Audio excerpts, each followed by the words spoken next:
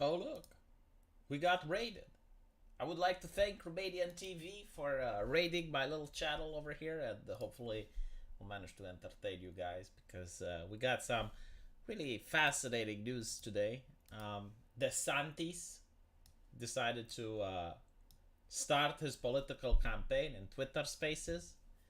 It was not something that went very well. You would think that Elon Musk would have beta tested that before, maybe with Tucker Carlson or some famous musician or something like that in order to see if the platform can even handle the demand which we had.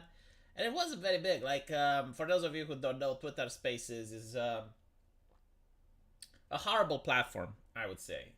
You can only access it. So I don't know if they changed it. But I know it from when Pippa used to post there, and you could only access it with your phone. So you can only speak on Twitter Spaces if you have your phone. If you don't have a phone, then you can just listen, but you can't communicate. So it's a platform that gives you no forum, right? You can't type things, you can't give feedback. Um, Very basic compared to what else is available. So he actually got Ron DeSantis to announce his president candidacy on these Twitter Spaces, and I think he got around, I don't know, 400,000 people watching or 300,000. And he was like, "Wow, this is a phenomenal number," and it's not true. Like, first of all, this is the same number that you'd get on television, on any cable news network. Secondly, Donald Trump has gotten far more viewers interested. Like, if you looked when he had one of his presidential speeches, and you would count how many he got on all the social media platforms. So he would have it like on YouTube, on I don't think he would have it on Twitter, but I think there were several other platforms where he would live stream, and he got a lot of views. So, like, what happened here? It wasn't really that big. It was kind of like a Zoom call, I think. Mistifus, what's wrong with the volume? I mean, look here, Mistifus. Let me show you. Right. So, you see this green line over here. This one symbolizes the volume. If it goes into yellow, it's too loud. So, as you can see, it's already at max. I think if the volume is too low, there is an option on your computer. You can turn it a little bit up, and there you go. Problem solved. I mean, let me. Okay, fine. I think I can like increase. Is this better, chat? Like, is this something that you guys appreciate more if it goes into the yellow? But anyway, right. So the problem with the Zoom conference was also that the Zoom conference was also that there were a lot of technical difficulties. So was a little bit embarrassing, right? Like, you don't want to start your presidential candidacy like that, and the media immediately attacked and lapped on it. It's like, ah, haha, look what happens with the right winger, haha. I'm willing to bet that if this happened on Facebook, like if AOC launched her campaign on Facebook and Facebook would have had those problems, the media would probably say that Facebook was trying to sabotage her or something. But anyway, regarding of the fact that Ron DeSantis is campaigning, a lot of right wingers are a little bit upset because they want Trump. But also, I think Floridians do not want Ron DeSantis to be campaigning because they want him as a governor, right? So if you happen to live in Florida, you will know that most Floridians are really happy with Ron DeSantis, and we're talking about his base here, right? They would not want him to become the president of the U.S. because they want him as a governor in Florida. To be honest, this would have been the smart move. Be the governor of Florida and have Trump as the president your friend, and then you have like a friend in the White House, and you can make the life of Floridians better, and then you can run for office 4 years after. Because take into account, depending on how he does in this primary, it may influence on whether or not he should run again. And it's also the fact that I guess like the left wants this to happen because they want to spread apart the voting base of the right wingers, right? Like they want to have like this little civil war in the right wing between Trump and DeSantis, so that people who are like pro-Trump, in case DeSantis wins, they don't go to vote. So that's probably what they expect. Daily Wire, guys, is Team Ron. Ron DeSantis is very pro-establishment, right? So the way I noticed American politics are done is that you have a couple of gatekeepers that are the people who are giving you access to cash, right? So these are like people that would donate massively to your campaign. Now, in order to be able to run, you need to access that money. So in order to access the money, they will often ask for favors or things that you need to say, things that you need to do. The reason they really hated Trump is because he ran with his own money. So he was not part of the establishment. And that's why they really hate him. So they do not want Trump to win, especially because like he's a loose cannon. He cannot be controlled. See, I don't think like you can have... Well, actually, you can have Trump president and DeSantis vice president. But like the problem is that the Floridians wouldn't like that. Because again, like they want him as the governor. Lucy suspended Rosa for having a solid opinion on the R word. So I need to make a video about that. I do not know if you can say the word on YouTube or not. It's kind of ridiculous. It's like the word fuck. You know, back in the day on American television, you weren't allowed to say it. People would say the F word. But everyone knew that you're talking about the word fuck. At least like the argument was that you shouldn't have children that hear it. Right? So... you would say the F word in case like children were in the room and whatever. The word retard, right? Like for some reason, it's considered a slur. But for another reason, the word moron, cretin, fucktard, imbecile, you know, you can even say like jaw-dropping, window-licking, moron. Like all of these things are fine. But for some reason, the word retard is considered not. I think like it's fine on YouTube, actually. on Twitter, it used to be banned. But since Elon Musk took over, it got unbanned. So, a VTuber used the word.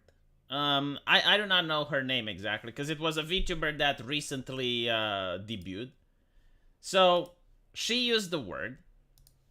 And because of that, Rosa made a very well thought out and educated post explaining how she actually spent time in the hospital with people that do suffer from mental problems, and it's not a big deal if you say that, you know, especially if you don't direct it at a person.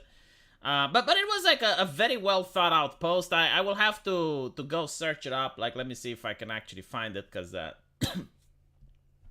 I think like Zenith. Why is it that when I say the name Zenith, I think of $5? I do not know why. But like Zenith actually gave me the thing, and it was very well thought out. Like there was nothing offensive, there was nothing, you know. But her company decided to suspend her for that. Ah, here we go. I found it. No, I didn't find it. Fuck. But anyway, right, so like the company decided to suspend it, and it caused like a small controversy online because you have like a couple of fringe activists with pronouns in the bio going like, oh my god, you need to have empathy for other people, and like, shut the fuck up, you had no empathy when you went after the kettle. You know, like just how the fuck do you have like the audacity to show your face in public? What the fuck is wrong with you with empathy and shit? But like, obviously it's not about empathy. It's like, look, I care so much about social issues. Give me attention. Put a spotlight on me. I want a standing ovation because I care and you do not. You know, like that type of thing. Complete narcissism, just unhinged type of behavior, has nothing to do with actual empathy or caring. You know, it's the way people are on Twitter. But, the company puts out a statement, they do not tolerate blah, blah, blah, blah, blah. Gets ratioed to high heaven. Rosa gets suspended. I think it was for a week or so. And apparently, Retardgate was trending on Twitter because of this. And a lot of people were standing up with the VTubers, and you have all the Twitter activists like, oh, I cannot believe, like, how can people say this? And it's like, yeah, people are showing you that they don't give a shit about your morality, and they are fed up with your arbitrary rules. Because again, it's like, okay, so retard is bad, but moron, cretin, idiot, dumbass, it's fine. Like, why? Why is that? You know, and the idea, it's like, oh, because it's offensive. Like, sure, but like sometimes you must offend a person. You know, like if someone spanks my ass's the ass of my wife's bleh, bleh. If someone spanks the ass of my wife while I am on the street, I want to offend that person. Like, there is a reason we have offense in the language, because it's a human emotion. Like, sometimes people require to be offended. You know, like if you're driving with your kids and someone literally throws themselves in front of your car and scares the living shit out of you and your children, you must offend that person. Like, if you don't offend them, are you actually a human being? You know, like at some point, your emotions run wild, and it is required that harsh words and criticisms be levied at another human being which wronged you or slighted you in some way. Failure to react, and this is bizarre. Okay, like for example, if someone would slap the ass of a wife next to her husband, and the person does not react, I would find that bizarre. I would be like, what the fuck is wrong with you, man? You need to check that dude. You need to check that dude. You need to have an argument. It's like maybe he's like 45 foot tall or some shit. Like he's Andre the Giant, and it's like, well, I should check him, but demo, shkushi, I would understand. It's not about, like, think of the feelings. Yes, I am thinking of the feelings. Like, in some situations, people need to feel offended. Right? Like, when, for example, someone tries to get another person fired over playing a video game, I think that person is in dire need of harsh words and criticisms that could potentially cause offense. Right? Like, I do think that very strongly, yes. Like, when you behave like an asshole on the internet, it's important for society to check you so that you realize that, oh, okay, well, I live in a society and I should behave myself in a manner that's appropriate. Right? Like, this is literally what happens with children. Like, children go out, they make an ass of themselves, and other kids are being rude and mean to them. But sometimes it's being called for. Right? Like, for example, when you're a teenager and you go to a girl and you say something inappropriately, right? Like, other girls will distance themselves from you and refuse to interact because of that. Now, that may be offensive, it can be offensive when you sit down and everyone walks out. But it's a good offense, because it teaches you, like, maybe in the future you should behave differently.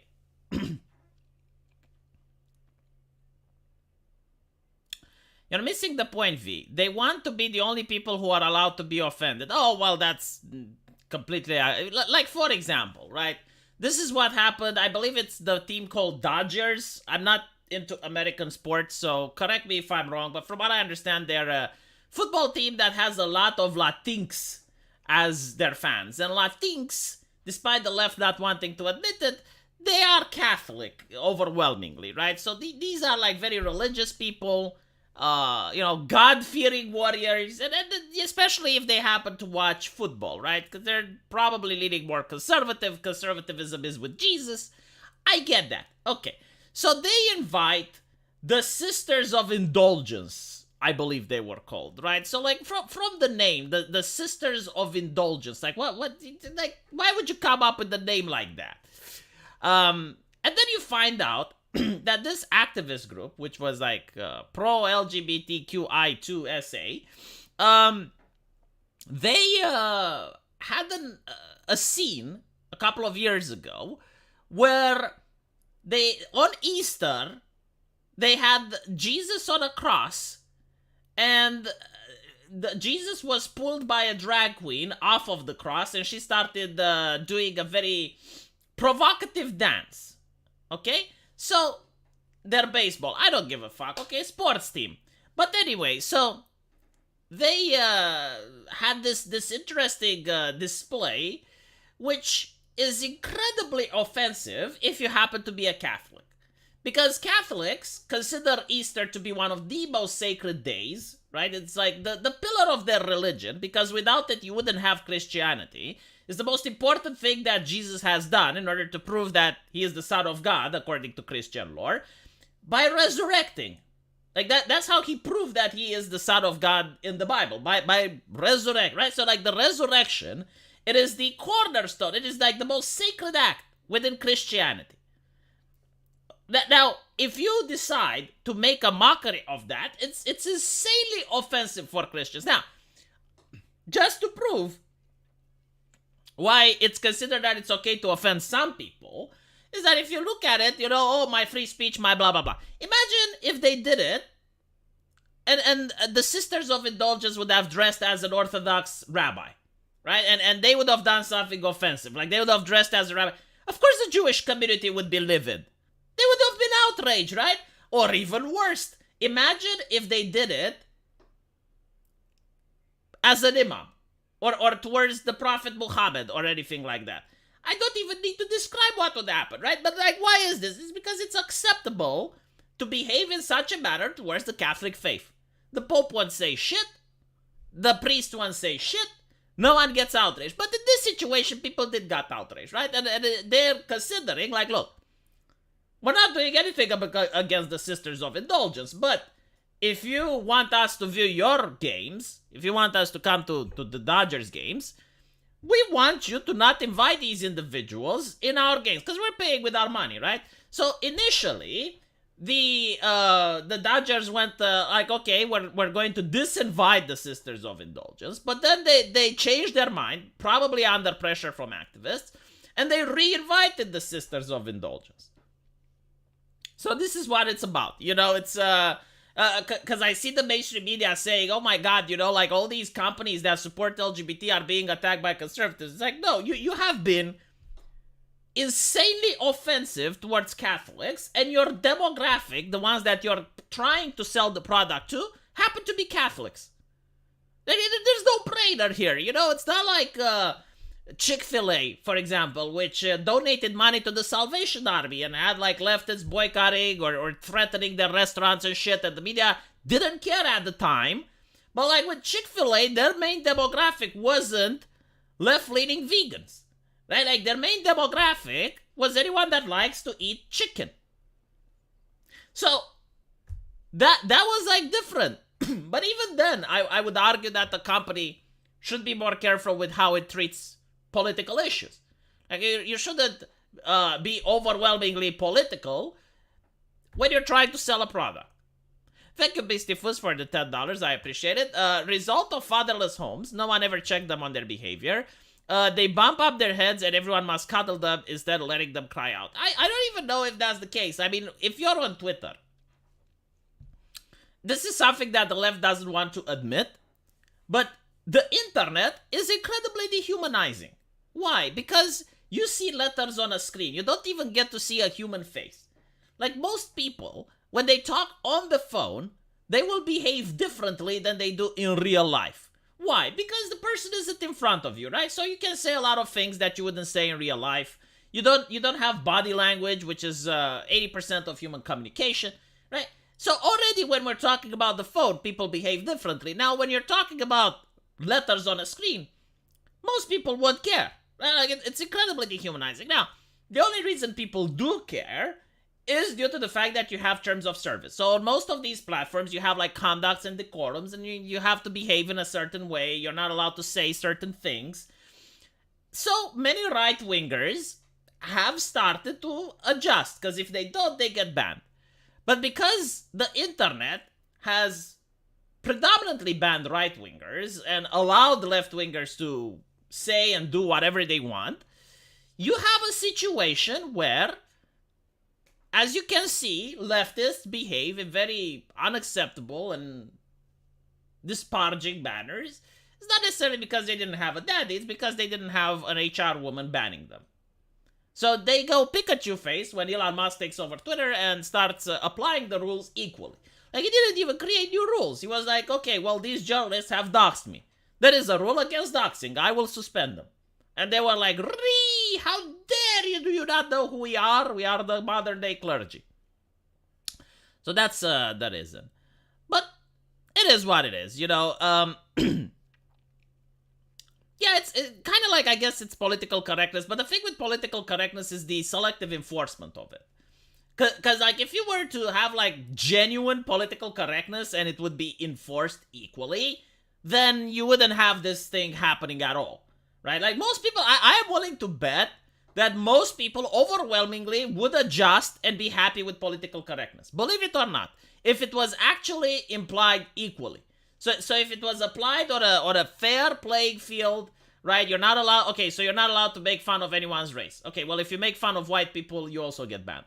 Right? No race whatsoever. Just do not, okay? If it was applied like that, okay, you're not allowed to make fun of someone's sexuality or gender. You're not allowed to make fun of straight cisgender white men. Cis would be a slur, right? Like the word cis would be a slur. Show me in the media or in the academia any time where the word cis was used in a positive sentence.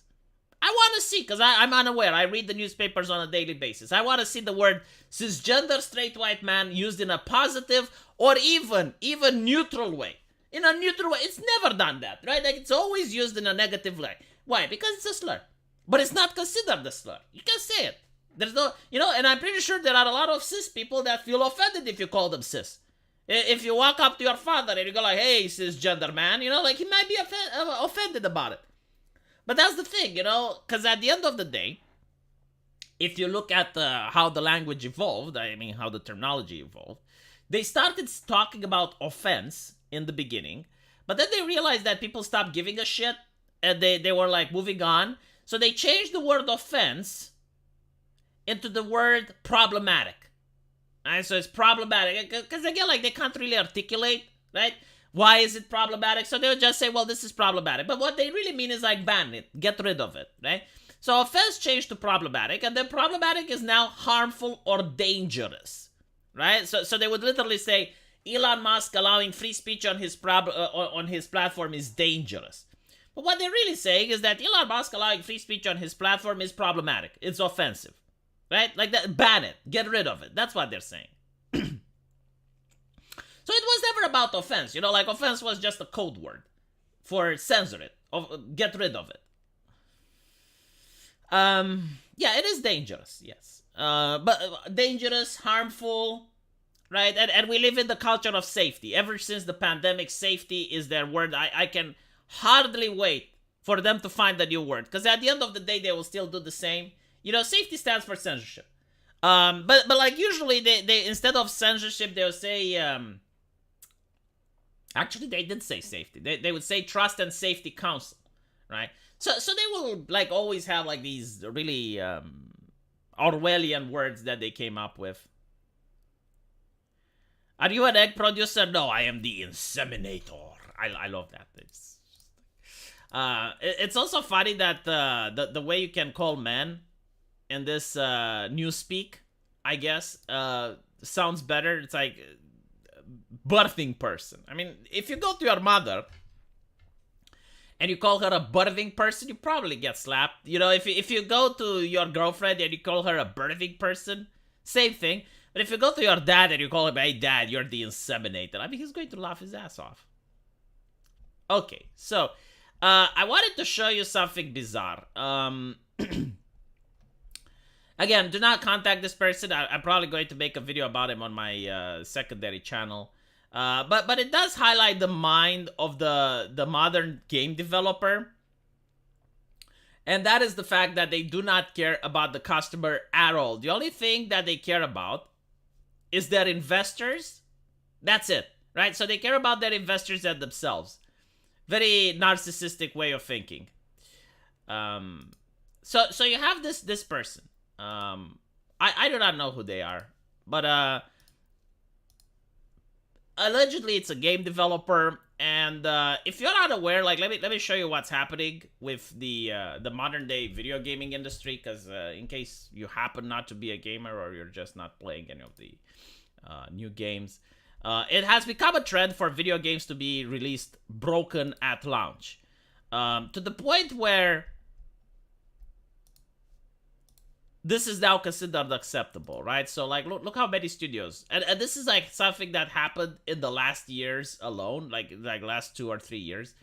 Like you have a game that you cannot even play, and it costs usually like 60 or 70 bucks, and the companies they just come out and they say, well, we're sorry, we're doing our best, blah blah blah blah blah. So you have like this modern game developer with this mentality, perhaps an unpopular opinion, and no shade meant to this team at all. So like he's defending the developers, which are putting a bad product. But we, right, like we, I love the word we. Like just because you're a game developer doesn't mean you get to talk for other people. It's like me saying we as Twitter users should, and then I dictate to Aaron what he should and shouldn't do. It's a little bit disrespectful. You're also hiding yourself behind the skirt of the public. Instead of like saying these are my opinions, you're like we, as if people voted and elected you as their champion. But anyway, so we need to stop perpetuating this notion that game companies are the servants of gamers, right? Notice how they never say, we need to stop perpetuating the notion that game companies are the servants of investors, right? They care about the investors a lot. I mean, the investors are the king now. Fuck the customer, right? But the problem is it's not a sustainable business strategy. And even like the arguments that are given are just bizarre. If I spend 50 bucks on a dinner and it's mediocre, I don't expect a handwritten profuse apology from the chef, especially if I have the option of just asking for my money back. Even the idea of that meal was really exciting to me. Like, who does that? Who goes to the restaurant and is excited by the idea of a meal? Unless you happen to live in Soviet Russia or a communist nation where there's starvation, and like the idea of a meal excites you. But like, if I go to a restaurant, so I don't know how it's like in the United States or wherever this person lives, but he smells of California to me. If I go to a restaurant, even like the cheapest restaurant in my city, and I get food that's unedible, right? So we're not talking like a mediocre, no, unedible. Like maybe the meal is cold, maybe the food is spoiled, maybe it's not what I ordered, maybe there's a fly in my soup, right? Like if it's unedible, the waiter will personally apologize. Yes, like even if I get a refund, the waiter, the waitress, they will come to my table and personally apologize. Now, if it's a restaurant that's a luxurious place, I mean, not even a luxurious place, holy shit. We're not talking Michelin stars here. We're talking like a restaurant that has some reputation. So like a place that is renowned in your city. Right? Like a place that most people, if you tell them about that restaurant, they know where it is. Right? Yes, if they give you a poor meal, the chef will come out and apologize for you. Yes, absolutely. Like they will come out of the kitchen. If we're talking about like something that is unedible, right? So not like the meal is bad. Like you ordered some medium steak and it came out well done. No. I'm talking like you ordered steak and it's rotten, or you order something and you find a fly in it, right? Like in that situation, if it's a restaurant that respects itself, you will have the chef move his ass out of the kitchen, walk to your fucking table, apologize, and then when he goes back in the kitchen, he will fire the person responsible. Like, Chef Gordon Ramsay himself would move his fucking British ass out of the kitchen and apologize to you if we're talking about a catastrophe like that. Like the equivalent of a forspoken catastrophe within the restaurant industry. I mean, hell, at KFC. Yes, like at KFC. If you go to KFC and there was a person that found a chicken head in his lunchbox, right? So, like, he ordered the box and there was a chicken head there and he made a screenshot of it, posted on the internet. The manager, right? Like, the manager of that KFC moves his ass out of the office and apologizes to you. Like, what are we talking about? What reality do you live in where you genuinely believe that the restaurant industry is as bad and as horrible with the customer like the gaming industry is? These are literal video games. Gamers have invested virtually nothing in them aside for $30 to $60. See, this is what really upset me. You can just get the refund and move on with your life. Okay, so first of all, gamers are a knit community. We don't use the word we, but we do care about each other. And I don't want my friends to spend money on a shit video game, so I like to warn them. I don't know if this is acceptable for a game developer to believe that it happens, but it does, right? Like I like to talk with my friends about games, and when a game is great, like if a game is amazing, I will tell my friends, hey, go buy this game. But if a game happens to be awful shit, I will tell them, hey, don't buy this, because it's awful shit, okay? Secondly, gaming companies invest a lot of money in marketing and advertisement in order to get people in the mindset of behaving like I do, getting emotionally invested. Like, why do you think they picked Lord of the Rings as their IP and didn't just make a new game? It's because they want the hype, right? Like, they want the people's emotional investment to Tolkien and the movies to transition over to the video game. Now, when people are emotionally invested, they will get upset. And when they get upset, they will give feedback. Because they care. You made them care. If they don't care, yeah. If they don't care, they just refund. But, like, secondly, why do you think companies apologize? Like, do you think corporations really give a shit? Like, do you think, like, they no. The only reason they apologize is to beg people not to refund. You refunding hurts them. This is why, literally, they keep coming up with these apologies. Like, please don't refund. Please don't tell other people not to buy our game. We're going to fix it. We're sorry, right? Like, this shit that you see here is literally the company preventing what you consider to be acceptable. And it's true, you know, like if I was a gaming company and I released a bad game, hopefully that's not going to happen with my game, but like if it was a bad game, I would rather apologize to people rather than get refunds. So again, but secondly and finally, 30 to 60 bucks, man, you know, you say that's not a lot, but I guess you live in La La Land. Like 30 to 60 bucks is a lot for people. Like you gotta work for them, you know. Unlike game developers, most people have to work for a living. So like 30 to 60 dollars. Most people that are now suffering under Bidenomics, and the COVID lockdowns and other shit, they gotta spend money on bank loans, on student debt, on a lot of stuff, and then they have like some money that they set aside for entertainment. From what I understand, the people that I speak with, I don't know if they're rich or poor, but it's usually like 100 to 200 bucks for entertainment per month, right? So out of like $200, asking them to spend 60 is a lot. Is a lot. And again, like those $200 can also be going to the restaurant, can also be going to the movies, right? Like you're taking a big chunk. You're taking almost a fourth of their income that they spend for entertainment for a game. At least make sure that the game is functional, right? Like I'm not saying that the game should be good. Heaven forbid. I'm adjusting my expectations for 2023 so you can't subvert them. But like at least make sure that the game is pretty much workable. 60 isn't too bad for California minimum wage. This developer is probably in California now. Is definitely not making minimum wage. Yeah, I mean, look, I get like for different people is different things, but especially when you're thinking about like who plays video games, teenagers, right? Like teenagers do not have their own wage. Usually they get money from the parents. But even then, it's like there are other people around the world. Like 60 bucks in Romania is a lot.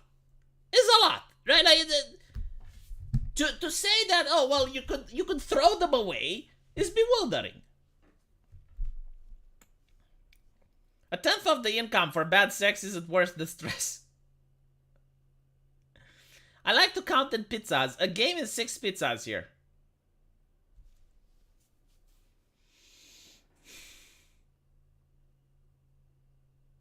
It's about right, actually. It's about right. The roadmap we promised is too hard, so we dropped it. It's not even that. Like, we're literally having games that you cannot play them. Like, you know, in the beginning, I remember when gamers were complaining about bugs. And they were like, oh, this game is buggy. And you had, like, game journalists actually writing in magazines, hey, don't buy this game because it's too buggy. Right? So we had that. But then it moved on, like, the game is bad. Like, the story is bad. The characters, right? Like, there's... the graphics aren't what was advertised. Like, you would have people showing you an amazing trailer at E3 or at GameSpot, and then they would be like, oh, well, you know, in the release, you wouldn't have that. or the game wouldn't work properly on some machines. But now it's getting to the point where the game is non-functioning. Like, the game is literally not able to work. Some would blame the ESG scores within the game companies, because, like, the moment they started with that shit, you can notice how the gaming industry is plummeting. Of course, there's other things, like, I shouldn't just say it's just the ESG, like, a lot of people do not understand the harm that phones are doing to video games, right? So, it's very cheap to make a smartphone game, and it's very effective, because you can make a lot of money. But it is what it is, you know. Stop playing games, problem solved. Oh, shut the fuck up. I really hate this. It's like, oh, well, don't do this. It's like, you need some entertainment in your life, right? Like, people aren't expected to work until death. Okay, so I don't play video games. I don't watch TV. You know, like, what else is there? Read a book? Jesus fucking Christ. Game is 109 gigabytes. Patch is 206 gigabytes. Well, no, you know, like, I will tell you why games are so big. Okay, so I am making a video game, as you guys know. And, it has some cutscenes. Now, when I was making the cutscenes, which are live 2D, I was asked by my animator, do you want them 30 FPS or do you want them 60 FPS? What resolution do you want the cutscenes in? Do you want them 720p or do you want them 2K? And the problem is that the more quality you want the cutscenes in, the more space the game will take, right? So if you want a game that looks gorgeous and has a lot of cutscenes, it's going to have a lot of gigabytes. So people are curious, like, why is Mortal Kombat 100 gigabytes? It has a lot of cutscenes, that's why. You're literally asking for a 4K movie at 60 FPS, right? So that is why the game is so fucking large. And most people, you know, like, it would be nice if the game journalists actually had this conversation, but they fucking don't. You know, they would rather talk about the sexism in Mortal Kombat than to actually talk about something which would be helpful for the public. Gotten, thank you for the $3.70. I appreciate that. Speaking of games, you should check out Warhammer Boltgun. I was told, yes. Make them in 4K VR. Holy shit, that would take even a lot more. If it's a hentai game, you want 120 FPS, 8K. Now, apparently, we came to the conclusion that 2K is best. Take into account that, like, this is another problem that, again, the journalists could talk about. People who play video games, they play them on different resolutions, right? So you want to have, like, the 2K resolution, but then it can be downsized. So we took into account that, well, most people will probably play it on 2K monitors. 4K would cause the files too large, and then gamers will bitch. So, like, let's have it 2K. FPS, it really differs whether or not, like, the difference isn't that big. And it more matters if it's an actual gameplay thing, right? So, like, if you're playing a first-person shooter, you notice the difference between 30 and 60 FPS. If you play a MOBA, you notice. But if it's a cutscene, you notice it, but it's not that big of a difference to justify the increase in game size. So, like, if you have, like, 30 or 40 cutscenes and they're all 60 FPS at 4K, the game will have, like, 50 gigabytes. And people will not understand why. Right? So, the thing we went with was 2K, 30 FPS. Even though we could have done it differently, we chose not to just because we want the game to not be the size of Mortal Kombat. Maybe get your entertainment without buying it from corporations? Like, who then?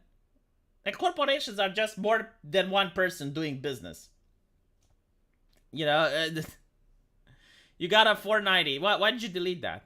You don't want people to know you're rich? Are you ashamed of your purchase, the Cool 2T? Huh?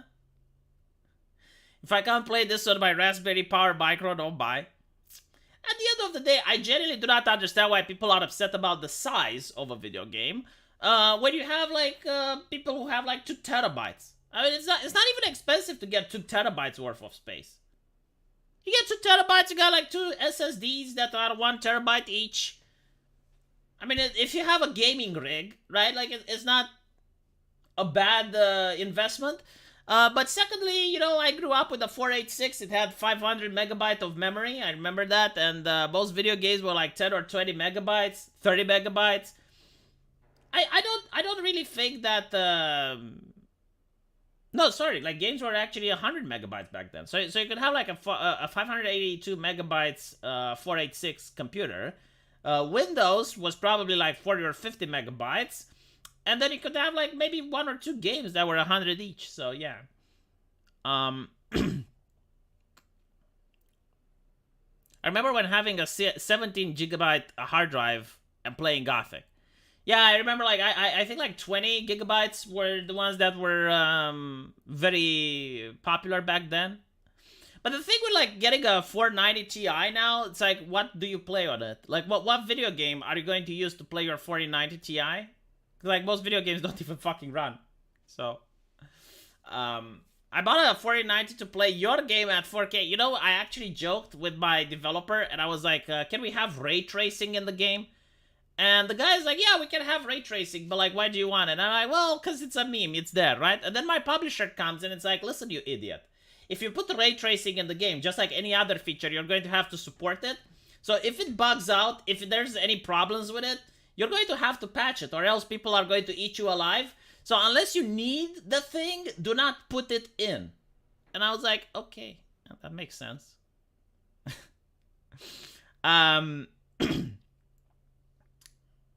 What's the point of buying a 490 if the game doesn't even run? That's a fucking great point. Yeah, so let's go back to the original CNN article, because I don't want to get people upset that, oh my god, you're not talking about the title. Right, the title. So we have DeSantis here. To open presidential on Trump. I read most of it on the main channel, so we're just going to look at DeSantis. A shifting balance of conservative media power. I mean, look, if the other, this is what the left doesn't want to understand, right? And why they actually put the cart in front of the horse, like the Romanian expression is. They believe, unironically, that if it wasn't for Ben Shapiro and Tucker Carlson and similar people like Matt Walsh, they believe that everyone would vote for Obama. Like, this is unironically the worldview of the left, right? So, like, they don't think that the reason Ben Shapiro has an audience is because you have people with grievances in society, and they will gravitate towards the person that speaks their grievance, right? They literally believe, like, no. If it wasn't for Matt Walsh, everyone would vote for Obama. Everyone would, like, personally take their children to the nearest strip club so that they can see a drag queen dance, like. But unfortunately, Matt Walsh is there. And so if you have this mindset, yeah, you're going to find it bizarre that, conservatives are shifting. But if you have my mindset, and you notice, well, Fox News just banned Tucker Carlson. Right, you have like all these other places that are cracking down on conservative mainstream ideology, so it makes sense that they're going to gravitate towards Twitter, because that's where the people that represent their interests can be found. It's not that they believe in a conspiracy; they literally believe in something that doesn't make sense. I know you wanna. The logic is fucking amazing, but like literally, this is what they believe, unironically. The DeSantis announcement, well, like, I guess, like, there's another problem that they have, which is the war on noticing, right? So, like, if you notice certain things, that's also what they don't like, right? Because, in a way, it's true. Like, if you sit in your house, and you don't know what's happening out there, like for example, let's take a left-leaning example, right? Like, let's say you're a black person in America, and you don't know about George Floyd. Like, it's not reported on TV. In this alternative reality, no one was there. No one caught the footage. You're not going to be outraged, right? But if someone shows you the footage, then you get outraged because now you see it and you know it exists. Like, people cannot be outraged over something they don't know it exists, right? So what they want is to make sure that no one shows the outrage, right? Even though the outrage exists, it's in reality, it affects people. They don't want people to know. So this is why they're upset at Tucker Carlson. It's not they're upset of Tucker Carlson because he's spreading misinformation. It's that he's showing people. It's like, look what's happening in your country. That's why they're upset, right? So anyway, the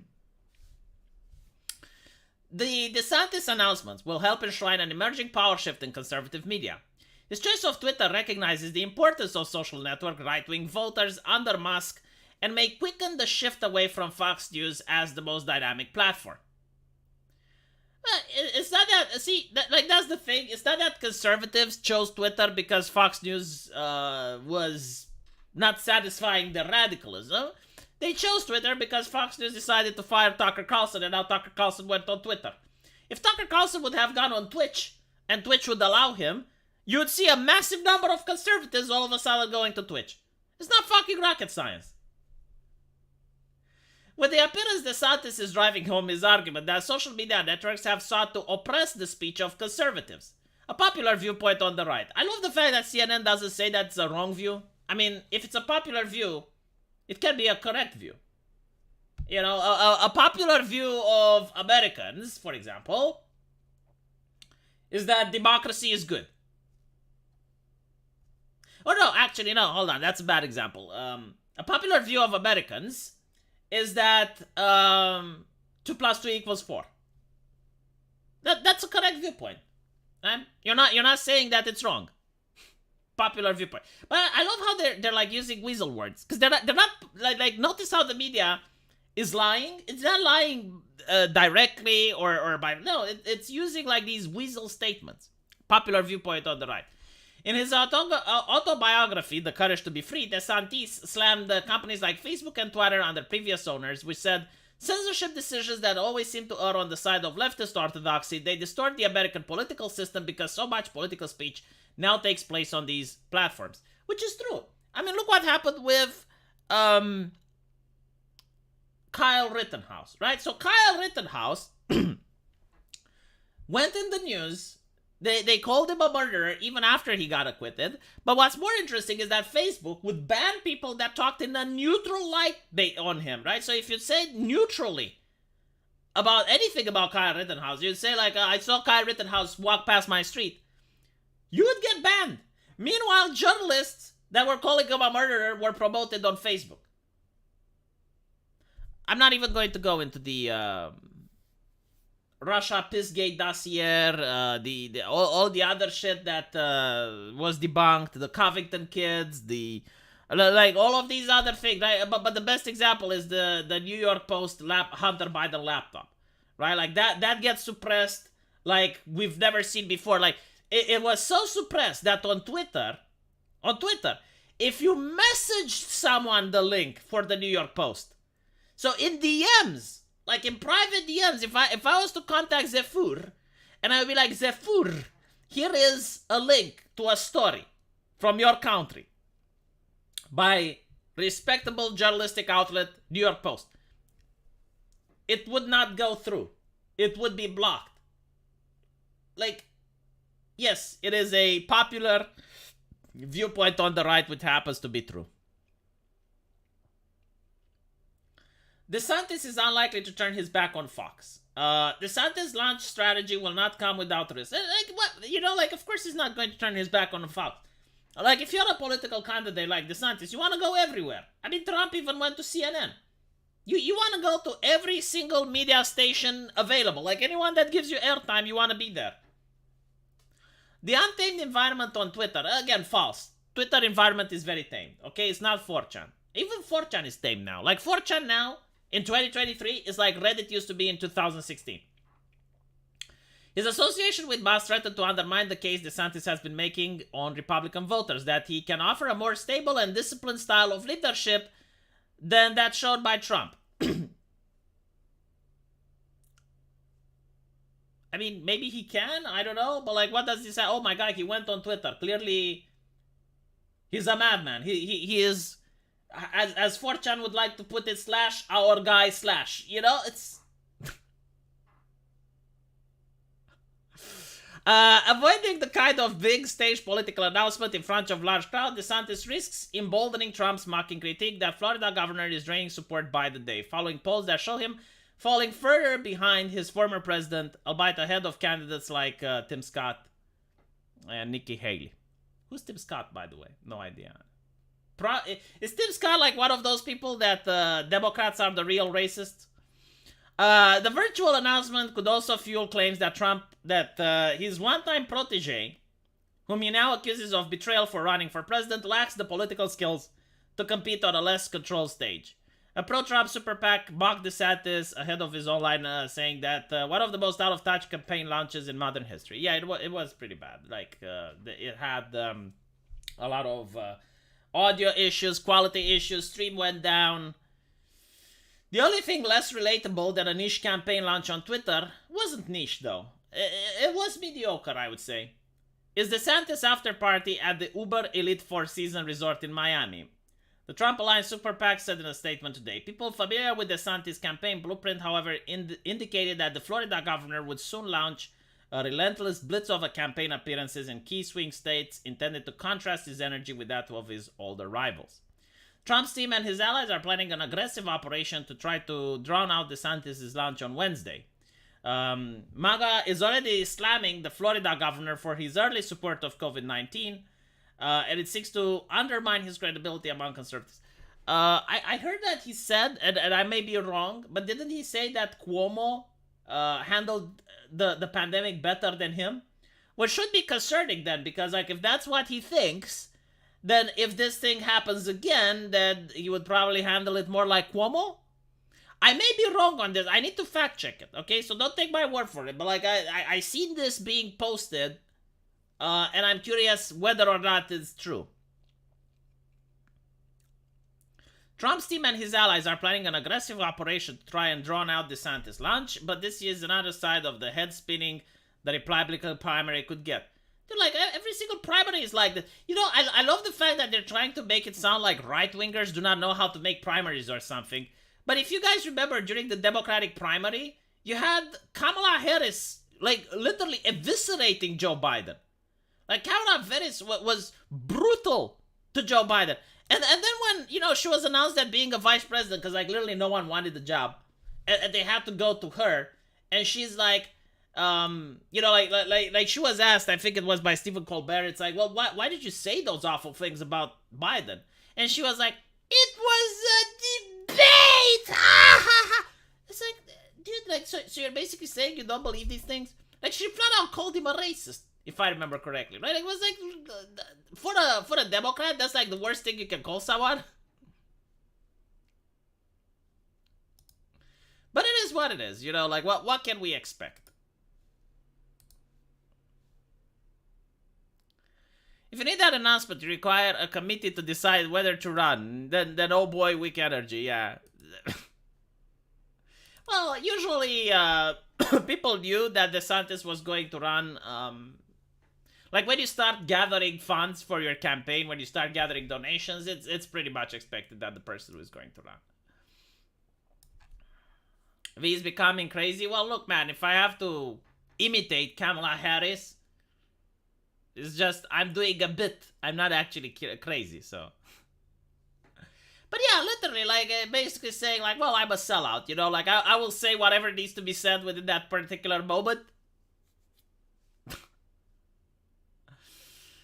Yes, CGR, we got 8 minutes left. That is correct. Farage is Britain's only chance at curbing immigration. Yeah, like, the idea that Britain is a nation of immigrants. Man, I looked at the polls.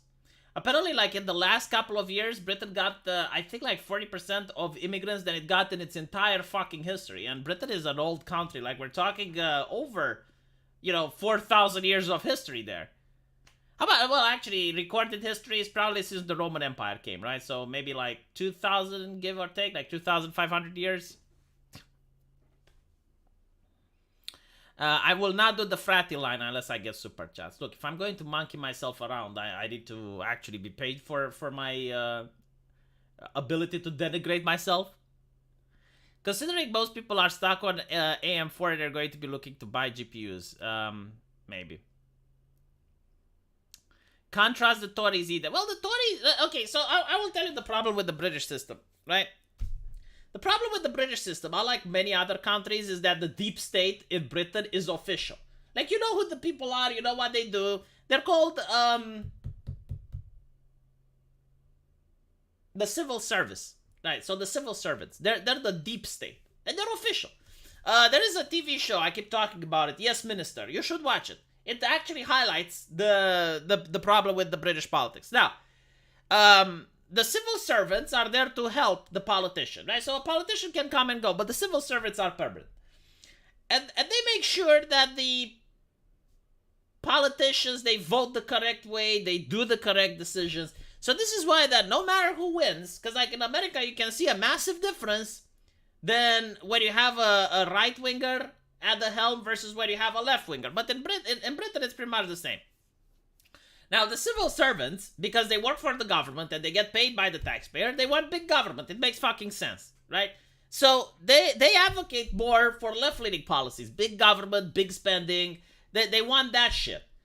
So when you have the Tories, you get Labour under the speed limit because they are advised by these people, and they constantly have to do the things that are progressive. Then when you have the Labour, well, then they work even faster because like there's no roadblocks. My bad. There's no one stopping it. You can see that like literally when you have like someone in charge, like for example Boris Johnson, right?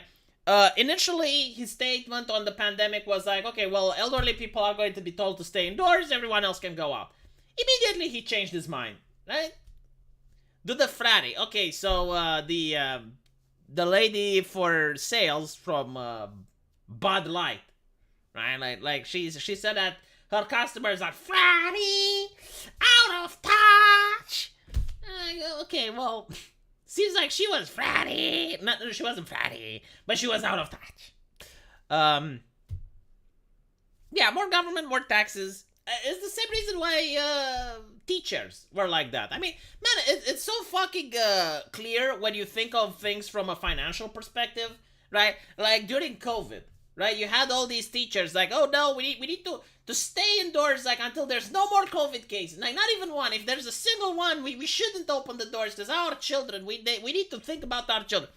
And literally that person, it was like the head of a school teachers union, was caught posting on Instagram with her going on a vacation to a sunny beach. So like she gets in a plane, doesn't care about COVID, goes to a hotel, doesn't care about COVID, goes to a sunny beach, doesn't care about it. But like why? Because they were paid to stay home. Who the fuck doesn't want that? Like most people, if you can go to a person and say, hey, do you want to get money to stay home? Most people will say yes. So this is literally what happened. Keep in mind when I'm not going to talk about you know what? I'm going to mind block 3012 for talking about stuff that when I try to bounce on what he says, I can't because he's talking about graphics cards still after so many minutes. But anyway, when you think that people have a vested interest in making money, then people who work for the government want big government, want left-leaning policies, want government spending, want government debt. They want all of these things because it benefits them, right? If you're a person that's an entrepreneur, a farmer, if you're someone that actually works for a living, then you don't want your money to be taken away by the government and given to projects that may even like directly harm you, right? So like even like this is the funny thing because it's like, oh, we need to pay taxes for the roads and shit. It's like, okay, but like when you pay taxes and they go to bail out a banker whose spending policies is creating horrible economical consequences for your country, I don't think like most people like that their taxes are going there. I'm enjoying this holiday too much. Keep the schools closed. I guarantee to you, if you wanted the schools to open during COVID, the only thing you had to do was to say, okay, well, if it's so dangerous, we agree. We're going to keep the schools closed, but we're not going to pay the teachers anymore because they're not working. And I guarantee to you, like, that there would have been literally the next day demands from the school unions to open the fucking schools. Literally the fucking next day. If you said, it's like, okay, well, don't work, don't get paid. Like, why should we pay? I mean, there were universities that actually did that. I'm surprised they didn't get sued. Because, like, there is one reason why in America universities are outrageously expensive. If you're an American with a lick of common sense, you'd come to Eastern Europe and study here because we have English programs, and you'd pay almost nothing for your university, and then you have a degree that's recognized in the entire European Union, right? But in America, universities are expensive. Why? Well, because they also offered the campus life, okay? So you have, like, all of the stuff on campus, you have, like, all that shit. Okay. That costs money, right? That you need to pay for that. So they say during COVID, no, we're going to lock it down. You can still study, but it's going to be online through Zoom conferences. but you still need to pay like the $30,000 tuition or whatever the fuck, right? So the universities became the most expensive streaming service on the fucking internet. Europe is clear. Shut the fuck up. If you go to Eastern Europe, you actually learn a trade, right? Like when you go to a university, they don't teach you about microaggressions. They don't teach you about feminismus. Unless you like purposefully go to one of these that aren't even funded by the state. Like you need to find one that's funded by George Soros and it's a private institution. But like if you actually go to a university to learn medicine, you're going to learn medicine. They're not going to teach you about equity. They're not going to teach you about none of that shit, right? They're going to teach you about race realism. Yes, they will tell you that the skeleton of a woman is different than that of a man. They will tell you that, look, for some things, like we noticed, on average, that the blood pressure, for example, for African Americans might be higher than that of Caucasian. But if you see that, do not give them treatment because that's normal, right? Do not, like take that into consideration, right? Because, like, when you give them treatment, they have to spend money on pills. Like, think about it, you know, like, you don't want to spend money on pills, it's expensive. So, like, if you're fine and you're not having any symptoms and you're not about to die, then it's a good thing that you don't spend money on medicine that you don't need, right? Like, that's what they teach you in med school here. Americans would probably find that racist. No, it's not like, so we're not talking like, look, if a person comes, like, with blood pressure that's, like, 180, yeah, you're going to give the treatment, but like if it's 140, you're going to tell them, look, just exercise a little bit. You know, and we're going to monitor it. If it becomes worse, then yeah.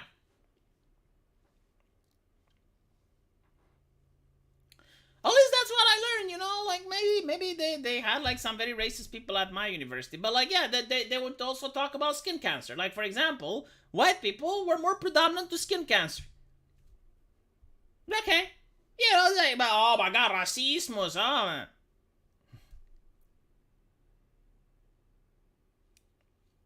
They started teaching that in humanities. Oh, well, that's how it starts, I guess. My blood pressure was 100. Yours is fine then. Alright, I need to go make videos for my other channels. Thank you for watching. I appreciate it. And as usual, I will see you in the comment section. Take care.